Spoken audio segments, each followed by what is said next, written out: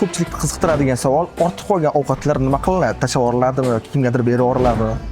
Endi har bir taomni saqlash muddati bor.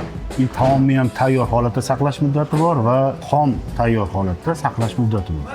Albatta, u vaqti o'tib ketgandan keyin, tayinlanmagan bo'lsa, vaqti o'tgandan keyin birinchi navbatda xodimlarga beriladi. Lekin vaqti o'tib ketsa, u tashlanadi va buxgalteriya orqali spesaniya qilinadi. Desert sotadigan bo'lsangiz, misol uchun o'sha masalan Bon kafesi, Cake Lab yoki Safiya, mana shularda ularda bu narsa katta. Chunki qaymoqli bo'lganligi uchun tortlari tez ayniydi. Ikkinchi, uchinchi kunga qolmay ayniydi. Tashlab yuborishga majbur bo'ladi. Meni bilishimcha, ba'zilarda 7-10% gacha chiqib ketadi agar оборот yaxshi bo'lmasa. Shoxtiyorda eng ko'p qolib ketadigan ovqat qaysi? Oybek, bizda eng ko'p qolib ketadigan ovqatimiz qaysi? Bizda eng ko'p qolib ketadigan taomimiz hozir to'y oshqovimiz soat 11:00 da tayyor bo'ladi, ochiladi, xudo xolasa. Soat 3 dan keyin o'sha sotilmaydi. O'sha 10 kilo har kunlik me'yorimiz, o'sha 10 kunlikdan 10 kilodan qolgan 1 kilomi, 1,5 kiloni personaliga taqsim beramiz.